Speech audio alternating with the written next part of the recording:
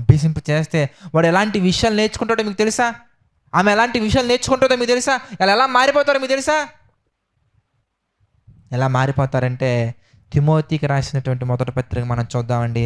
వాళ్ళు ఎలాంటి విషయాలు నేర్చుకుంటారు? దేవుని యొక్క మాటలు నేర్చుకుంటే, దేవుని యొక్క విలువైన విషయాలు నేర్చుకుంటే, విలువైనటువంటి ఆలోచనలు నువ్వు పెంచగలిగితే గనక వాళ్ళు ఎంత గొప్పగా, ఎంత ఉన్నతంగా మారిపోతారని మనం చూస్తానండి.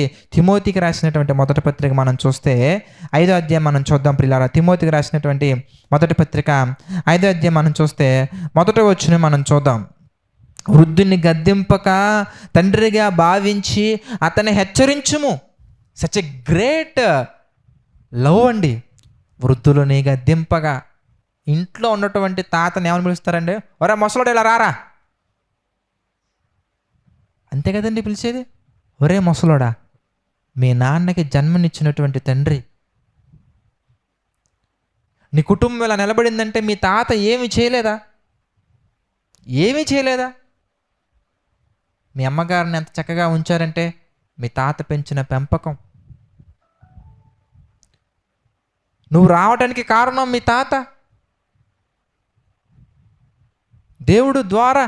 దేవుడి ప్రణాళికలో దేవుడి చేత ఎన్నుకోబడిన ఒక వ్యక్తి నువ్వు భూమి మీద రావడానికి ఒక కారణం, ఒక సోర్స్ పాయింట్. ఒరిట్ రారా అంటారండి. నువ్వు కూర్చోరా ముసలోడా, నీకేం తెలుసురా అంటారండి. నీకేం తెలియదు కూర్చో అంటారండి. వాళ్ళ అనుభవం ఎంత, నీ వయసు ఎంత? వాళ్ళ అనుభవం అంత ఉందా నీ వయసు? లేదు కదా. ఎందుకు అలా మాట్లాడుతున్నారా అంటే నువ్వు నడవవలసిన త్రోవలు నీ పిల్లలకి నేర్పించలేదు కనుక వాళ్ళు అలా మాట్లాడుతున్నారు. వృద్ధుని గద్దింపక, డోంట్ డూ, అలా చేయకూడదు. తండ్రిగా భావించాలి. Treat him as a father. తండ్రిగా భావించి అతన్ని హెచ్చరించుము. అన్నా తమ్ముడని యవ్వనులను, తల్లులని వృద్ధ స్త్రీలను, అక్కా చెల్లెండ్రని పూర్ణ పవిత్రతతో యవ్వన స్త్రీలను హెచ్చరించుము. Such a great relation, such a great emotions అండి.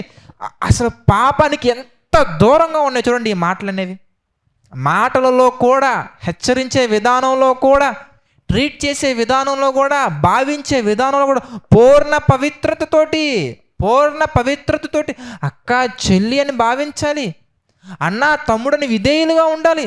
ఎంత అద్భుతంగా వాళ్ళు తీర్చిదిద్దబడతారు. అది నువ్వు ఇన్స్టాగ్రామ్లో రీల్స్ నేర్పించావు అనుకో, కోతి డ్యాన్సులు నేర్చుకుంటారు. అంతే కదండి చేసేది వాళ్ళు. నువ్వు చూపించి కొంతమంది చెప్తారండి, సినిమా హాల్కి ఎందుకు తీసుకెళ్తున్నామంటే వాడు ఇంగ్లీష్ నేర్చుకోవడం కోసం అంట. అక్కడికి ఇంగ్లీష్ ఏముంటుందా అని ఆలోచిస్తానండి. పేర్లు పడతాయి కదండి స్టార్టింగ్లో, ఆమె నేర్చుకోవడం కోసం సినిమా హాల్కి తీసుకెళ్తున్నారంట. ఎంత గొప్ప సంస్కారమో, ఎంత మంచి కట్టుబాట్లో. ఇంగ్లీష్ బైబిల్లో లేని ఇంగ్లీషా ఏమండి? తప్పు చేయటానికి సాకులు నేర్పిస్తున్నాం పిల్లలకి. అలా కాదండి. దేవుని కొరకు ఎలా బ్రతకాలో నేర్పించండి.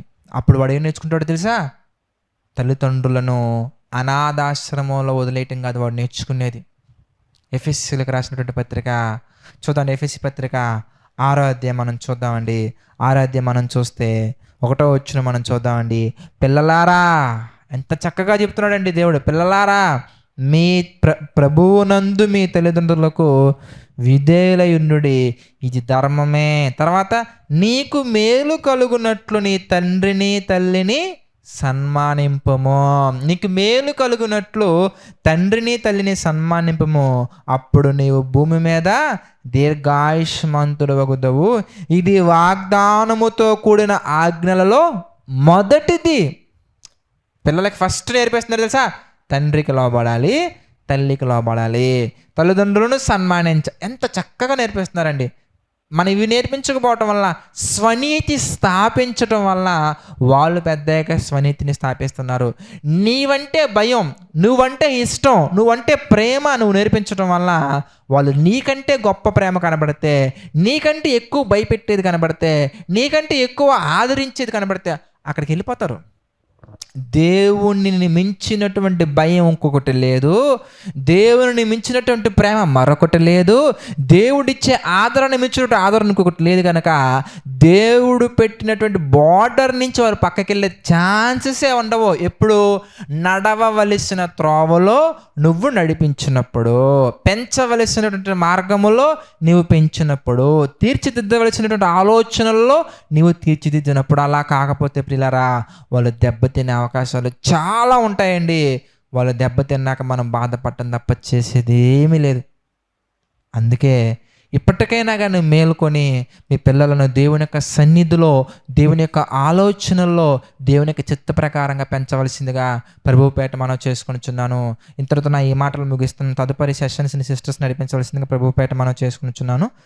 ప్రార్థన.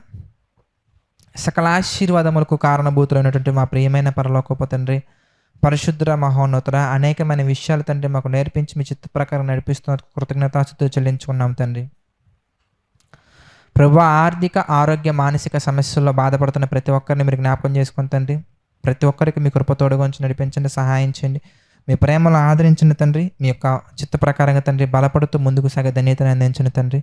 ప్రభువా, నెక్స్ట్ సెషన్స్లో కూడా ప్రభువా మీ కృప తోడుగా ఉంచి నడిపించండి, ఆదరించండి తండ్రి. సమస్త మహిమ, ఘనత, ప్రభావాలు మీకే చెల్లించుకుంటూ ప్రతిదీ మీ చిత్త ప్రకారంగా జరిగించమని వేడుకుంటూ మా ప్రభువును రక్షకుడైనటువంటి యేసుక్రీస్తు వారి పేరిట ఈ ప్రార్థన అడిగి వేడుకొనుచున్నాము తండ్రి. ఆమెన్.